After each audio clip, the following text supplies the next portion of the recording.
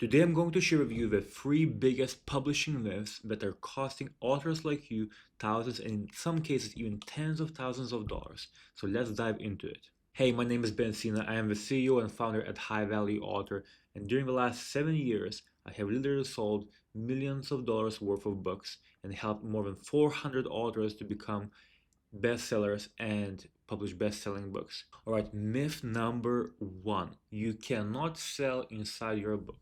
Now, here's what you have to understand about selling inside your book.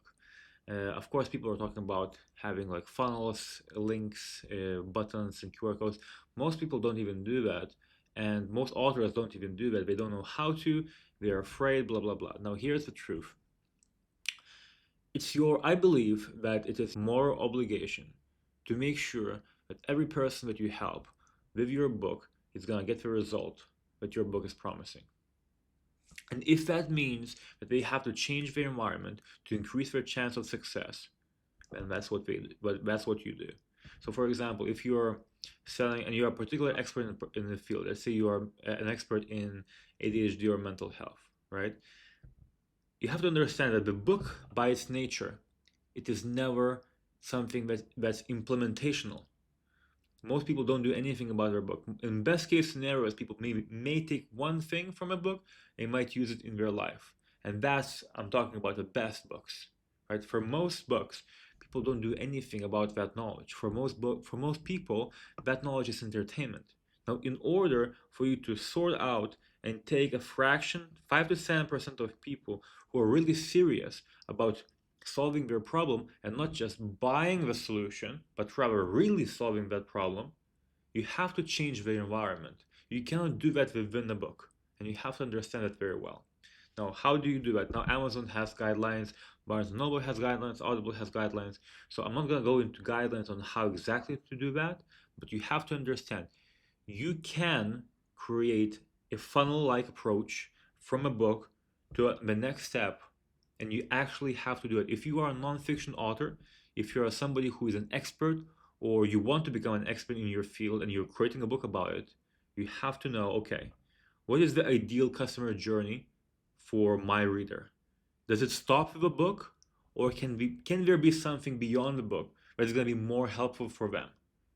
And I also believe that only those people who pay attention.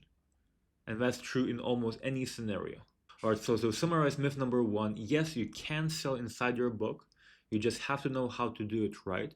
And you have to look from a lens of customer experience and what is the best and most likely chance for you to solve your readers' problems in a most likely way. And that's it.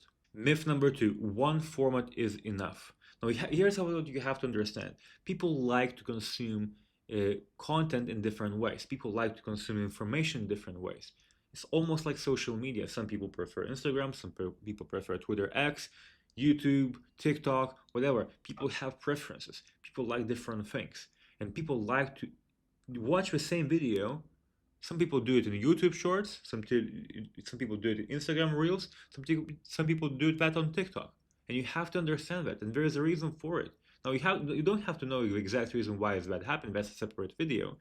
But here's what you have to understand, and here's actually where the benefit is. And this is my frustration as well. In best case scenarios, authors publish their books in two formats: either this ebook and paperback, ebook hardcover, or a combination of the latter, right? Now, it's so much easier, it's so much more difficult to work on your book and produce all the content, and then it's so much easier to take that content and transform that into all those different formats. For example, me personally, I like hardcover books. I never read ebooks. I would never read an ebook. I like to highlight my things. I like to stack my books. It's subconscious as well. I like them to look good, right? I don't care about my Kindle portfolio of books that I have. I'm not going to be sharing that with other authors or entrepreneurs that I know. I don't care about that either, right? So that's just me. But these are a lot of people. A lot of people love, for example, listen to audiobooks. And you have to have that book. Now, there are so many people who listen to audiobooks that would never read a book on its own, either in ebook or paperback hardcover format. And you have to understand that. Now, here's the tricky part. Here's actually the fascinating thing. And this is actually going to blow your mind. If done well, If the cycle is created well, I can make another video about that, comment below. About 30% of people, after they either buy ebook, paperback, or hardcover version of your book, they're gonna go on and buy an audiobook. Because now people are learning that tracing and listening at the same time helps them with their cognitive ability to retain the information and learn more. And that's much more efficient for them, right? Or whatever other reasons that they believe they're doing that for. Now, in the other way around, it also works exactly the same. About 25% of people who bought your audiobook are very likely, not very likely, but 25% of them, this is what the data that we gathered from selling millions of books online, are gonna go on and buy either ebook, paperback, or hardcover version of your book as well, right? So you're literally leaving money on the table just because you decided, okay, I like ebooks, that's why I'm gonna create an ebook, right? And this is what's wrong with most authors these days. They have their own perception in their head because this is what they like to do. They are ignorant on doing market analysis and understanding that, okay, maybe this is what you like.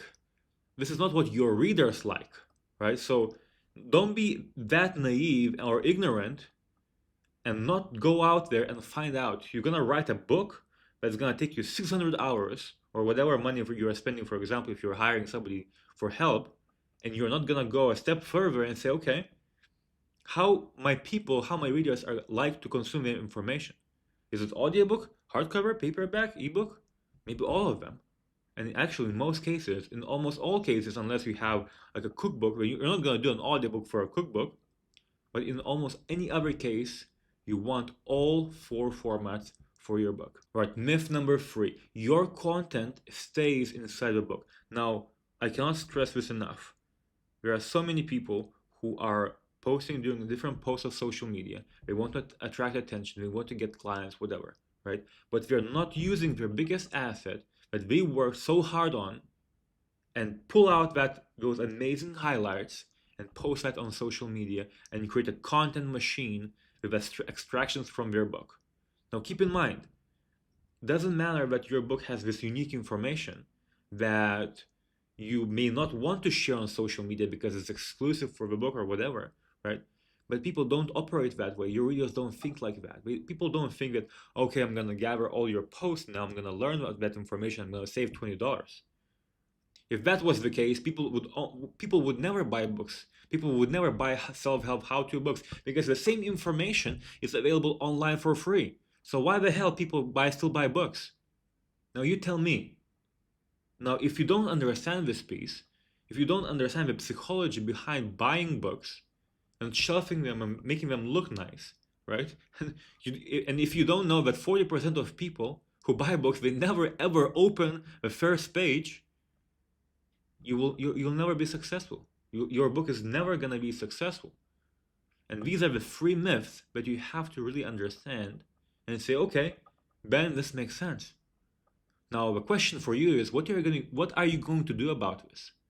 Are you gonna follow your gut when you have no knowledge? Are you gonna follow your gut, your feeling, when you don't have the context, you don't have the experience to make a judgment from that?